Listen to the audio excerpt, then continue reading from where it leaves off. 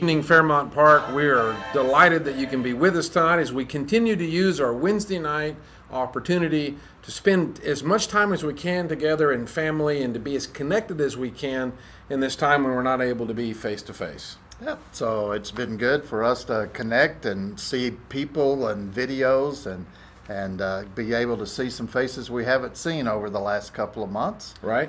So we left everybody hanging last week. We did. We had the big cliffhanger. I had the cliffhanger. We had a video, Elvis impersonator. Mystery talent. And we didn't reveal who it was, but we gave them some choices as to who it might be. Those choices were D. Fryer, D. Carter, and Brian Mason. Smokey Thorpe. Those two, I can't tell them apart. Have you ever noticed when they stand next to each other, you're like, can't tell? Yes. Okay. So we're going to show you just a short clip of that, and then remember, those are your choices, and the question is, who is this mystery member?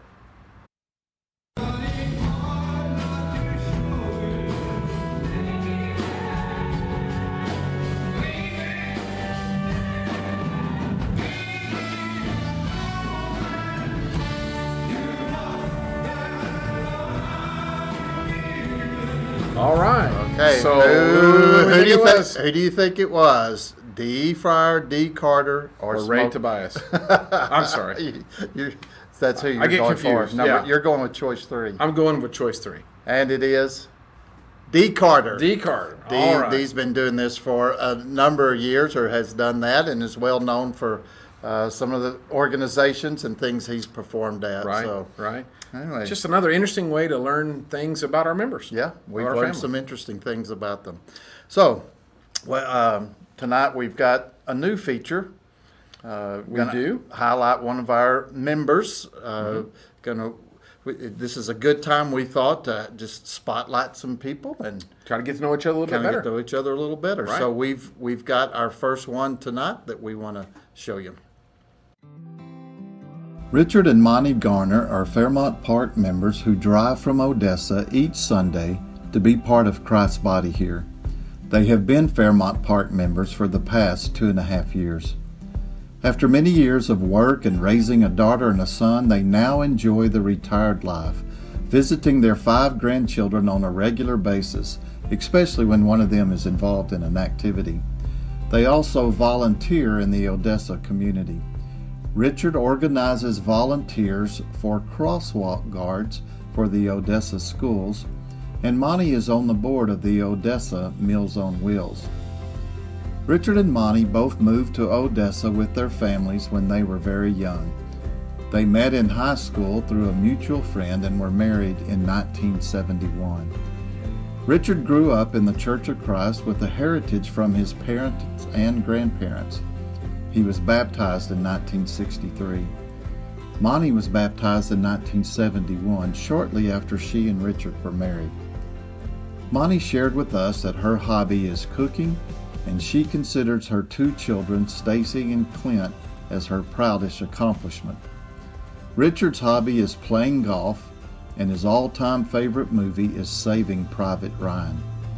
Both Richard and Monty mentioned that Richard's dad, Claude Garner, is one of their heroes in life. Their usual sitting place at church is in the middle towards the front of the auditorium. They are hard to miss once we are standing. Richard stands at 6 foot 5 inches tall. If you have not met them, be sure and look for them when we get back together. You will always be met with a warm smile and a pleasant greeting from this delightful couple. Well, what a great couple. And I'll add one more thing about them. Okay. So Richard and Monty had just agreed to start a feast group in Odessa when the COVID-19 pandemic started, and so it's on halt for right now, and so but we'll hopefully be able to get that started back in the future. Well, so we got big things coming up. You made some announcements about the elders making a decision. We're going to come back together for our first public worship on May 24th, and so that's getting nearer, and people have some questions, and so we just thought we would take some time to Kind of talk through some of that. talk through some of that. So Yeah, so this being 2 Sundays, May 24th, we're going to start up, and we're going to start with just the worship service at the normal scheduled time at 10 o'clock. 10 a.m. But we're going to start with just the worship service on Sunday mornings and kind of see how that goes. I would say through all this, even in our conversation, is that we're in a pretty steep learning curve about, adapting to some things that we certainly didn't expect. I mean, can you imagine even 2 months ago having this conversation? Yeah, About what we're going to do? Had no idea. So we're going to we'll start with just our worship service, and then we'll talk about later as the summer progresses what we can do with Bible classes or our Wednesday nights.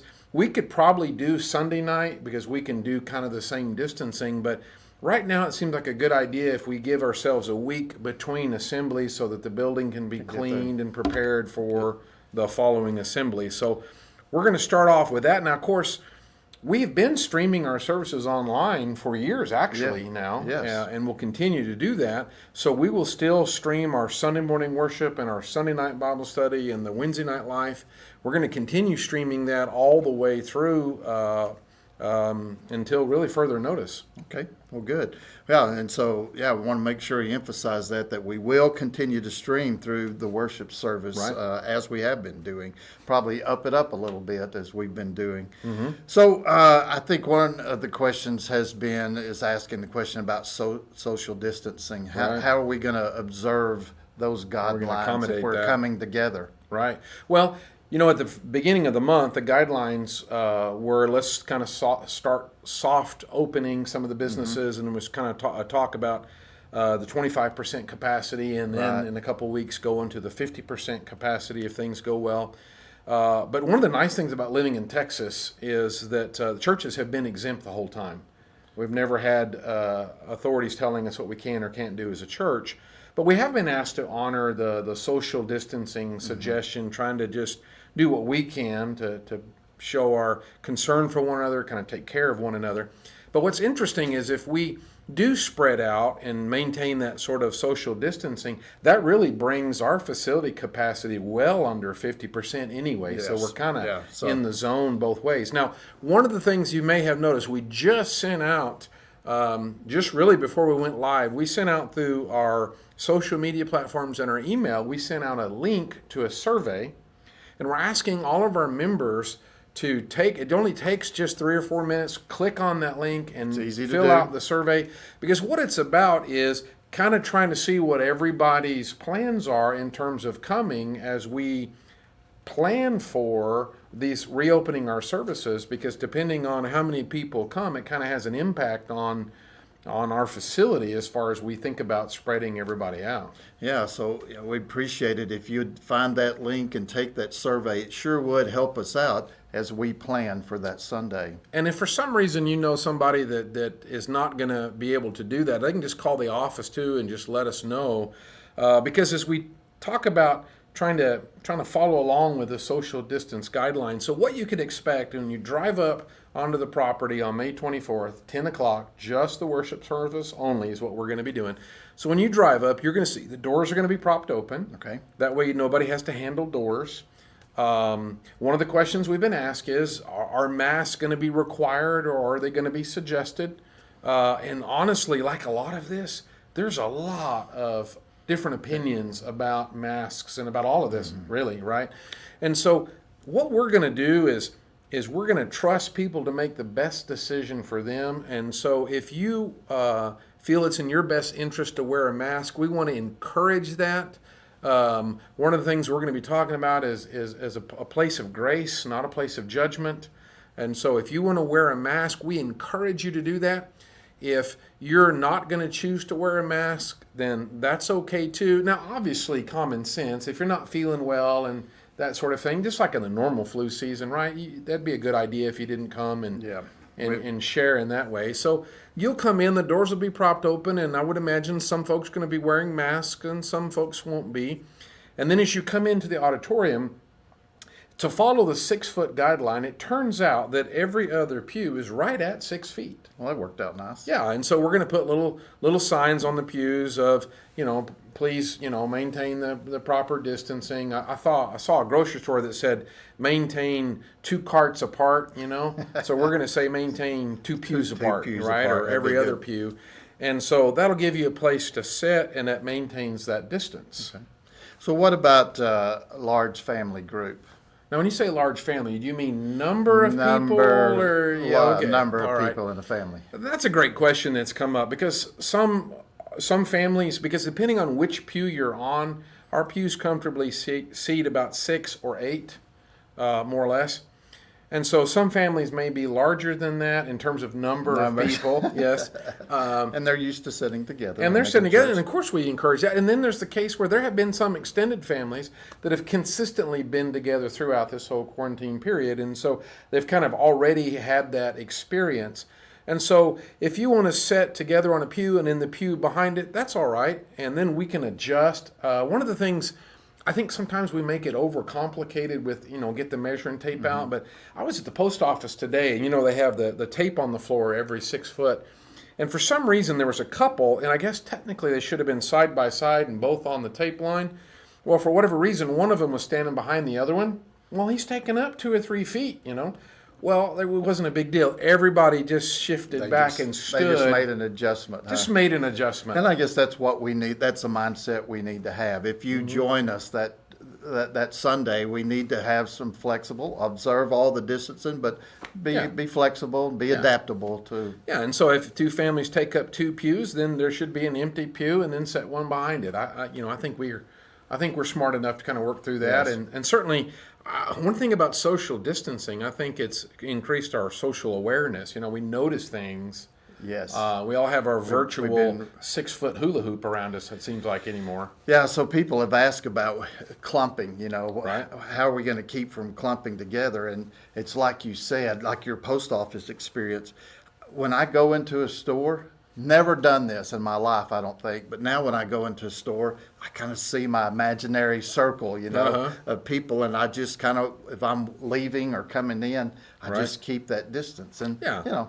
I think people should and will observe the same I kind think of so, thing. because if we come in and we're really, thoughtful about every other pew 6-foot kind of thing, but if we all pile in the foyer when we first come in, or we all pile in the foyer when we first go out, that kind of defeats that. And so just a little bit of awareness. Now, one of the things you could do is come early. Come early is a great idea. Come early and just kind of, ease in. But I think as you're coming in, you sort of see where people are. Just a little patience as people are moving through. We don't have to do that. And then afterwards, after services, you can stand there and talk and maintain that kind of distance. And there's even better options, really. Yeah, well, one of the options is if you want to visit, we can go outside. That's West a big parking Texas lot. air, likely the West Texas wind. Right. That'd be a great place to have a conversation. And yeah, you can let people kind of, some may need to go out early, and others can just let people go out and take their time. Right. I think we can do a good job with that. That's just that awareness. Now, when you think about, okay, we're sitting, we come in the auditorium, the doors are propped open, come in the auditorium, and we're seating more or less every other pew, given size of families and things. And then the service is pretty much going to be straightforward like we've been seeing online. But what about communion? Because that's the most personal part of our service. What do we do with that? Good question. So many people have come by and picked up those little single-use communion cups with Right, both the bread right. and the juice in them. So We did get some good news today about those. Oh, that's right. Yes. So the purple juice. We got some purple juice. Yeah. Still have the white ones also. We clear ones, still whatever. have those in case we are not able to get Right, more, but we right. did get a box of those. So at least for a couple of weeks, we'll be fixed up with purple With purple. Okay, juice good. like we're used to. Like we used to. So what we're going to do when you come in, when you pick a pew to sit in, one of them that's designated as open seating, on each end of the pew, we're going to have 3 to 4 of those single-use communion Right, on cups each there end. on each end. There'll also be a trash bag and a bulletin as bulletin. well. We're not Okay. going to hand out bulletins, Okay. but we will have one available in the seats. So anyways, so for your family, if you come in and sit down in the pew, you'll have plenty of the single-use communion cups for Kind of you and everything you family. need, and we don't have to try to worry about handing them out or handling Right. them. They're just there self-serve. And the trash bag, when you're done, you can stick it in that, and Right. we'll pick those up later. Right. Okay. Now, I have heard that for some, opening those little cups can kind of be a challenge, right? Especially the cellophane getting to that. Now, is that bread? Is that what that is? Yes, it is bread. It is Despite a bread substitute of some kind. Well, Okay. some people think it's styrofoam, but it's Okay. actually bread. All right. So it is bread.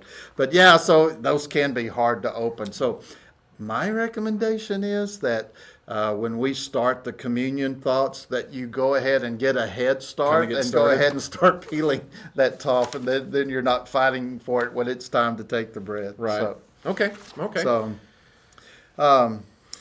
so what about some of the traffic patterns? Are we going to be coming in and just going one way? Is there just one way as we go around? We've got a coming in? great idea. We're actually going to install French roundabouts.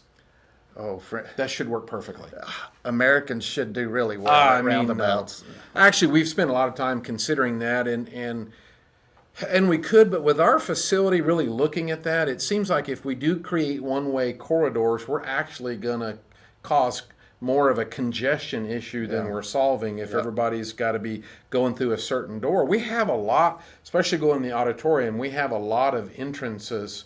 We have 5 entrances from the outside right nearly straight into the auditorium, including, of course, the big foyer. And so it's kind of one way anyway, because before services we're all kind of coming in. Then after services we're all kind of going out. Along the way. And so if we leave all the doors and entrances open, that allows people to spread out as they're coming and going. And then if we did close some, we could run into an even emergency exit kind of issue or hazard. Oh, sure. If we try to close things that. So we're going to leave that open where you can come in. And again, if your choice of entrance or exit is kind of congested, a little patience, just slow down a little bit and let people kind of work along and all of that. I think we'll be all right. I think we're kind of used to that if you've been out in some of the stores. All right, so with us coming and we're distancing every other pew, and we know some people, it may be just 2 people to a pew. Right. It kind of won't take long to kind of get spread out. What happens if we kind of get spread out and there's really no room to put people in without violating some of the social distancing? That's unfortunately with the pews, since you can't move them around, it's not, in this case, it's not really efficient. So like if 2 people or 3 sit on one end of the pew, you really can't put someone else beside them that's not in their family unit. So that space kind of goes to waste. So depending on how that works out, our auditorium capacity comes down to between 100 and 150-ish or so, which is part of why the survey really helps us to kind of pre-plan for where we need to have communion supplies. Because if the auditorium gets to that point where we don't have any more open pews like that, we're going to be in an unusual situation where we're going to have to say the auditorium is full. But now what we're going to do next is we already have the gym set up. We have chairs spread out the same way. Communion supplies are going to be there. Okay. Service is going to be streamed right into the gym. And then we can continue to do other things with the facility if we need to. But filling out the survey, which basically is asking, are you going to be joining us on the 24th? If not, kind of what's your guesstimate on when that might be?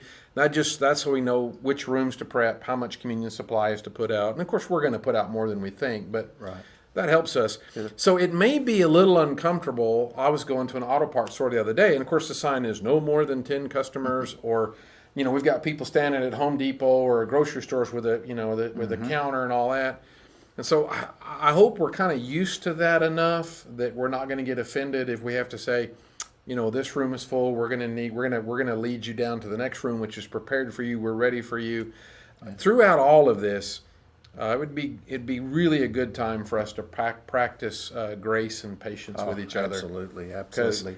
And I think we're going to be adapting for a while. And we'll have some men, some ushers out there who'll be making that call and helping you and leading you to another place, another option there.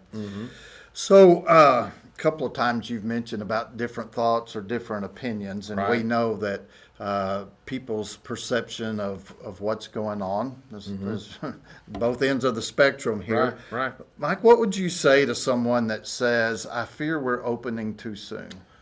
That's a good question, and we've been asked that question, and this is so unprecedented because there's such a divergence of opinions, even among the experts. Which experts do you listen to?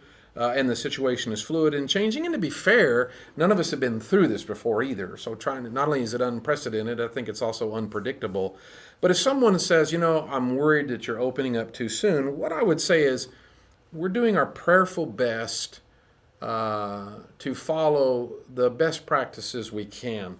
And if what we're doing makes you uncomfortable, then we want you to know that with the leadership's blessing, you are welcome to stay home a little longer. We're going to continue to stream. Stay connected with us through our online worship. In fact, one of the conversations the leadership spent some time with is, should we have a special section or a special part of our facility that we could set aside for people who might be more at risk? And what we're hearing is that's, folks over 65, or if you have underlying health issues.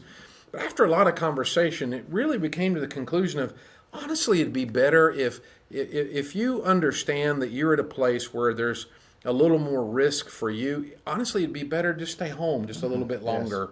That'd be really the best choice. And so if somebody says we're opening up too soon, I would say, well, then not only as an American, but more importantly, we have freedom in Christ to say, well, then you do what's best for your family, and let's stay connected online, and we'll all be back together soon. Yeah. In fact, we're trusting that you're going to make the best decision for you and your family. That we've and when you do that, we're going to believe that you're making that decision because you think it's good for you and your family. I was mentioning earlier about Planet Fitness. They have those signs up here that says "Judgment-Free Zone." Judgment-free zone. We need some of that. We need a grace-filled zone. Grace-filled zone. Let's be grace-filled. Absolutely. All right. So the other side of that coin is. What would you say to those who feel like we shouldn't have ever shut down? That's good, because some have said, are you being responsible opening, and some are like, you should have never shut down in the first place. My answer would be exactly the same, is that we are prayerfully making the best effort we can for safe practices. Again, at a time that is unprecedented and is also unpredictable, because we could find out new information and go, oh, well, it'd been better to have done this or have done this. So we're just trying to pray our way through a balanced approach. And so my answer there would be, again, we're doing the best we can in prayer. So I would ask for grace. Maybe you're right. And if that's the case, then be graceful toward us and others and be patient. Oh, well, those are good words, Mike. I appreciate that. And we know we'll have some of those things. So anyway, that's some information that we think will help you make a decision and help you if you decide to come be part of us. So we've got some other people that this affects, like our junior high school students. Our student ministry is affected too. Yeah. So J.E., tell us a little bit about some of the thoughts and plans that you have for the youth in all this time. We are looking at lots of different ways that we can try to be as creative as we can and make the best of this weird situation that we find ourselves in. Last week we announced that all of our camps have been canceled. So Encounter, Champion, Pine Springs, all those things have gone away, and we're still in the process of figuring out what this summer looks like. And as a youth minister, the summer has always been my favorite time of the year because it's a time where we get to be together, we get to go and have all these trips. And so this summer is going to look different, and I don't know exactly what that's going to look like, but I'm asking you to be patient with us as we figure that out. And I'm asking you to partner with us too, and help us to brainstorm and think outside the box of what this summer can look like, because I have some ideas that I'm excited to share with you later on down the road once we find out a little bit more about what we are going to be able to do. But I would love for you as FMP youth to send me your ideas and say these are some things that I think would help us to connect, to keep the momentum going that we have in the ministry. And so this is your ministry. This is your youth group. And so this is your opportunity to speak into it and take some ownership. And I'm excited to hear some of your thoughts and ideas. I'm excited to share those ideas that I have with you guys. And one thing that is not a possibility, it's a definite that I'm really looking forward to is next week, our night that we're going to spend honoring our graduates right here on this live stream that we do every Wednesday night. We're going to be honoring our graduates, letting them know how much we love them and appreciate them. And so that's going to be a really special night, and I'm really excited about that, and I hope you'll tune in. If you're a family of a graduate, and you want to invite your family to tune in that night, feel free to send them a link and let them know that's going to be happening next Wednesday.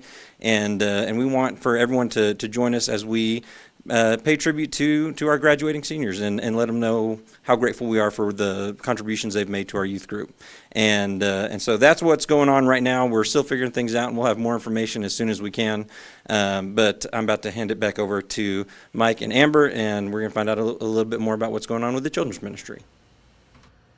All right, well, what a great opportunity next week to really be able to spotlight our graduates and give them some time and attention, especially when their graduation ceremonies and activities certainly has not gone as planned this year. But not only are our graduates and our student ministry affected, but of course children's ministry is affected as well. Exactly. So just as we are in worship, we're going to be attempting to social distance with our kids as well, and that doesn't allow us to have them all in a small classroom together. Makes sense. And that applies also to nursery and to children's church during Okay. services. For those three, we're looking right now at opening up more like after Labor Day, so Okay. a little while still. Kind of see how the summer goes, and the same Right. thing with the adult Bible classes is the structure of that. It's just hard to get us all in the same room and maintain those ideas of distancing as well. So if we're kind of looking toward the sort of the fall, depending on how, of course, the summer goes, is there anything that we can look forward to during the summer? I think so. We're working on ways that we can get together, and it might be in smaller groups, Right. but ways that we can bring the kids in and we can start seeing each other a little bit over the summer, but not in such a compact form. Okay. So obviously, as things develop, and it seems like the next 30 days or so are really going to help us see how all this is going, and we can adapt. One thing I think our mantra is going to be, till I don't know when, is adapt, innovate, and deal with it. That's just kind of where we are, right? Now, also, though, last week you put out a challenge. We did. Well, how did we do? We did really, really well. So we put out a costume challenge and we got a bunch of responses. But before we go to those, we are not going to have a challenge this week because we're spending next Wednesday celebrating our graduates. Okay. So in lieu of that, we are just going to watch our costumes tonight and then we'll be back in 2 weeks. All right.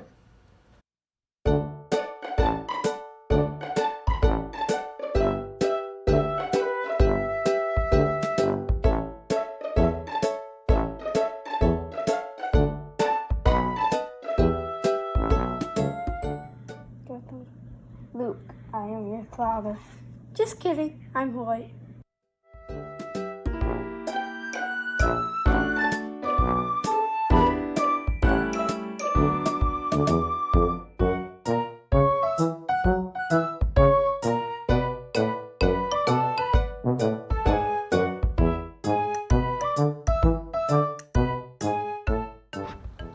Hi, I am Belle, and I love reading books and dancing. Ta-da! Bye!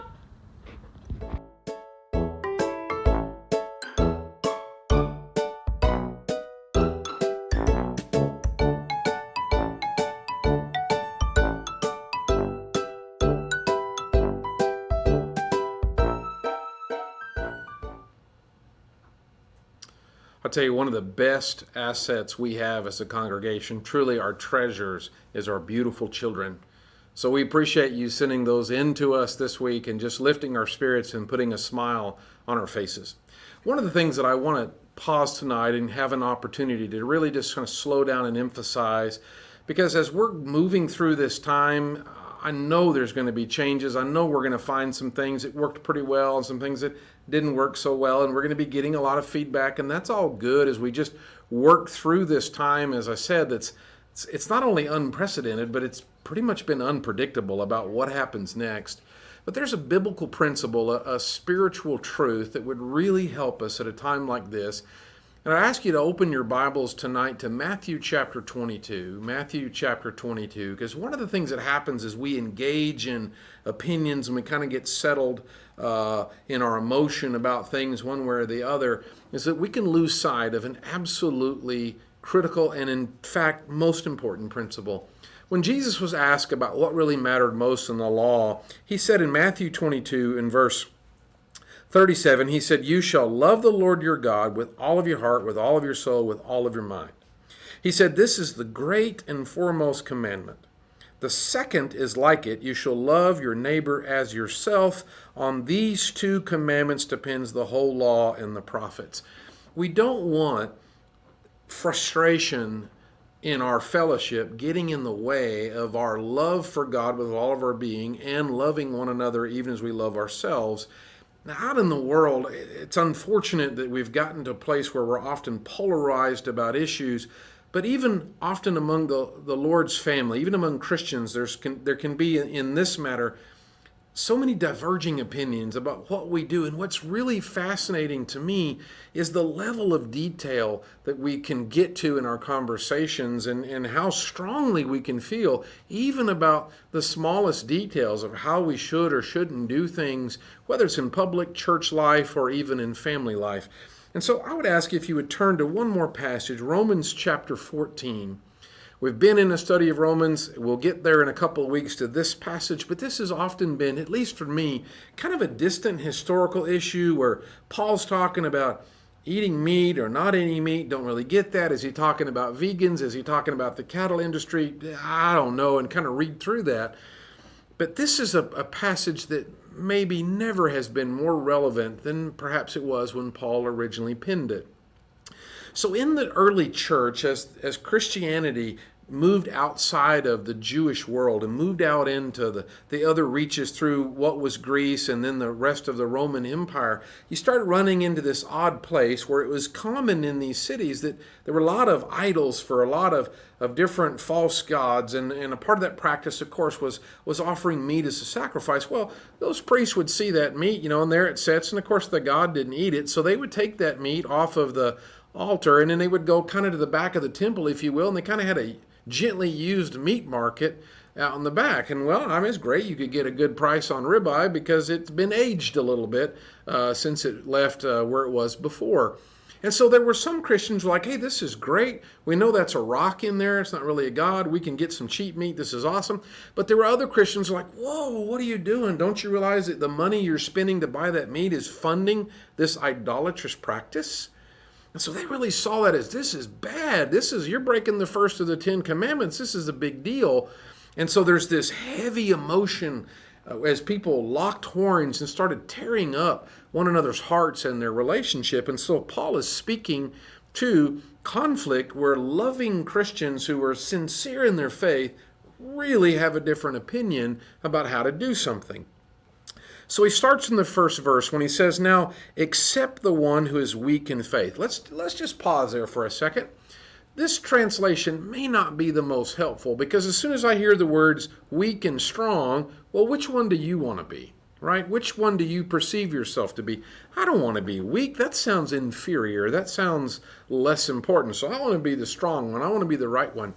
But maybe if we used a different word in terms of application, what if we said those who were able to eat meat and those who were unable? So rather than weak and strong, what if it was able and unable? You're able to eat it and it doesn't violate your conscience, but there may be someone else who is unable to and it violates their conscience. And so what if Paul is saying, now accept the one who is unable in faith, but not for the purpose of passing judgment on his opinions. One person has faith that he may eat all things, but he who is unable eats vegetables only. And then he makes his point in verse 3, because what really starts damaging relationships, where it really becomes toxic and may even be unrecoverable, is, he says in verse 3, the one who eats or the one who is able is not to regard with contempt the one who does not eat, and the one who does not eat is not to judge the one who eats or who is able. And he says, because God has accepted him. That God is bigger than our struggle to find agreement, that God is bigger than the struggles in our fellowship. And so the two issues are, he says that the one who is able, it's human nature that if we're comfortable doing something and someone's not, it's human nature to view them with contempt. And we say, I guess the Texas version would be, oh, bless your heart, bless your heart. When you grow, when you become more mature, you'll figure it out when you're enlightened like I am. And that drips contempt, and that's condescending, and it's toxic to relationships. Now, the other side of the coin, they're saying, whoa, you're violating safety, or in Paul's case, you're supporting idolatry. That's a huge no-no. And then you make it a matter of moral judgment. And when that happens, there's no room to maneuver, because truly, if you are practicing idolatry, there's no justification for that. And so what happens is all of a sudden, you've got a contemptuous attitude and a judgmental spirit, and there's just not going to be any future in that case. So one of the things that kind of settles this, because one of the things we've been saying is we're doing our prayerful best in how we can move forward, and we know there's disagreement about that, and I'm going to say that we're going to continue to find disagreement. So this is going to be a time for grace. This is going to be a time for patience. And so if the direction that we're moving is not a direction that you're comfortable with, without judgment, with our blessing, we're saying, all right, well, this is pretty unprecedented and unpredictable. So you keep doing that. You stay connected with us online, and we'll meet you on the other side. The way Paul says it in verse 4, he says, who are you to judge the servant of another? That's not our place if we're both serious and focused about serving God. He talks about some other issues, like keeping days. Some of the Jews that became Christians are still going to celebrate Passover. What a great reminder of their Old Testament heritage. Others are going to be like, I'm not a Jew. It doesn't mean anything to me. And so there's some questions still about fellowship and about practice. But let me call your attention, for our purposes, to kind of the application or conclusion down in verse 19. So as Paul's talked about the ables and the unables, and so maybe in our application you might say, well, are you able to meet with us in good conscience, or are you unable to meet with us in good conscience? Both of those can be God-honoring decisions. So he makes his point in verse 19 when he says, so then we pursue the things which make for peace and the building up of one another. He'll go on to say, don't tear down what God has built. And so we are blessed as a family at Fairmont Park. God has richly blessed us. He has prepared us. We have had the resources and the reserves. We're sitting at a place as a congregation where we are debt-free. We're not involved in a big building payment. We together as a family came through and paid off the building in a beautiful way, built up some reserve funds with a view toward an eventual children's ministry wing and all that. And so God has blessed us and protected us and guided us. So we don't want to be in a place where we would do anything to harm the great thing that God has done. I know that God's going to get us through this, and we'll be together as a family at some point, and it's going to be a time of great celebration. So what you've been hearing us repeat is we've tried to lay out the plan moving forward, and then just the call for grace and patience, even just in a simple, what are you going to do if somebody's got to stop and talk to somebody? Well, I guess we'll stand and eavesdrop, You can hear people from 6 feet away. That'll be all right. And then you can share in that conversation. As we close tonight, I do want to ask you, it would really help us, and I mean that just as clearly as I can say it, it would really help us if you can fill out that survey, because that's going to help those of us that are trying to decide, how much communion supplies do we set up, how many seats do we need to make sure we have, which rooms do we have the air conditioning on, and all that sort of stuff. And so if you can take the time to do that, or if you can call us in at the office and give us that information, that would really be helpful. But I hope you're smiling tonight. I know it was beautiful to see our beautiful children. And even as odd as all this has been, there's been some incredible blessings that we just never would have expected. And so May our spirits be high. God is on his throne. He's got this figured out, and there's things that he is bringing change in our culture. Who knows what all God is going to do in ways that we just didn't see coming. So there's some really good things about that as we deal with some of the aggravating things as well. And so as we close tonight, I ask if you would you join me as we pray? Lord, thank you for tonight. Lord, I thank you for my brothers and sisters. I thank you for this beautiful church family that you have brought together by the power of your love and by the extent of your grace. Lord, help us to continue to be a people that look to you. And Lord, help us to continue to be a people who reflect you in our community. Lord, thank you for grace and peace. And it's in Christ's name we pray. Amen.